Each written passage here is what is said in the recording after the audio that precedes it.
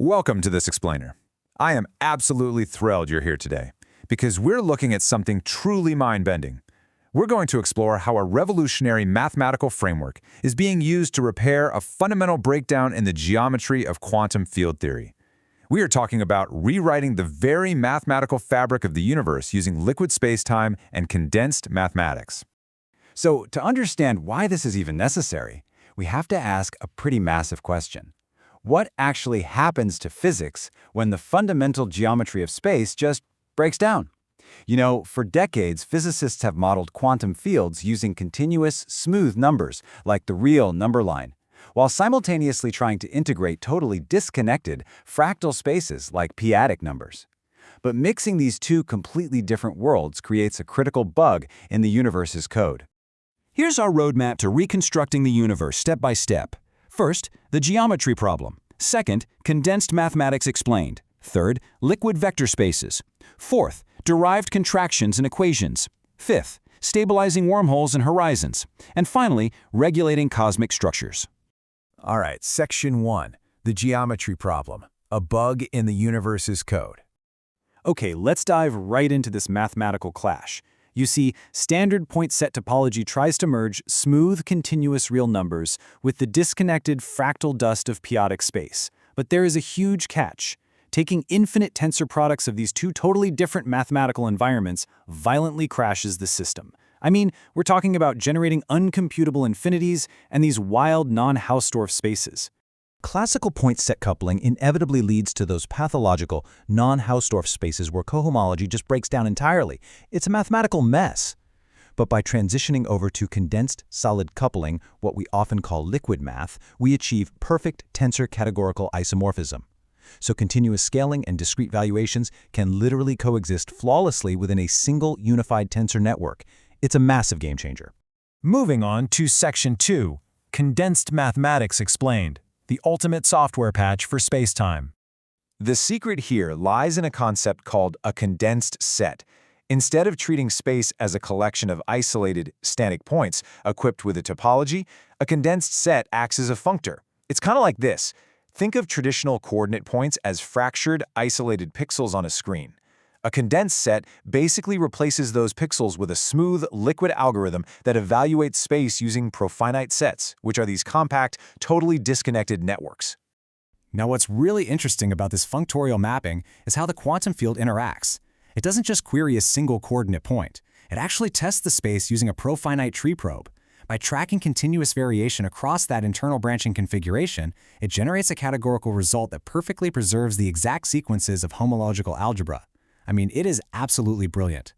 And the impact is incredibly clear. Wherever classical point set topology fails, whether we're talking about pathological tensor coupling, singularity firewalls and black holes, or spectral drift and analytic torsion, the condensed and liquid framework steps in with a major structural upgrade. It completely replaces those breakdowns with perfect categorical isomorphisms, smooth phase transitions, and exact evaluations via nuclear traces.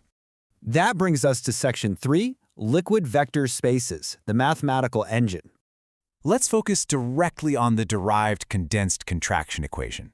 Historically, physicists have basically had to rely on mapless processing bypasses and truncated approximations just to dodge all those infinities. But not anymore. Because condensed abelian groups form a genuinely well-behaved category, this specific equation computes global intersections exactly, right inside the derived category of solid modules. So the crucial point is understanding the variables doing the heavy lifting here. First up, we have R-hom solid, representing the total derived homological functor. This is what handles the exact global intersection. Then we have that L-tensor symbol, the derived solid tensor product. That right there is the magic operator. It flawlessly unifies continuous real modules and discrete p-adic modules into one cohesive mathematical object, and it does it without any phase noise leakage whatsoever. All right, Section 4, derived contractions and equations. Liquid torsion and automated self-healing. In classical calculations, evaluating the determinant required these arbitrary Riemann-zeta function cutoffs, which honestly made it highly prone to spectral drift. But by utilizing the condensed Fredholm determinant instead, the whole thing stabilizes.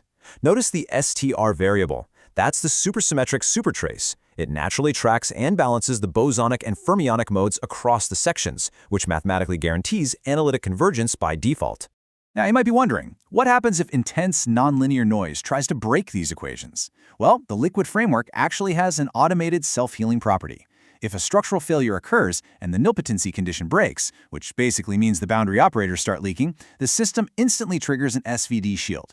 It uses singular value decomposition to isolate the exact null space and then snaps the corrupted operator right back into topological closure, purely via linear projections. The math is quite literally fixing its own chain breaks in real time.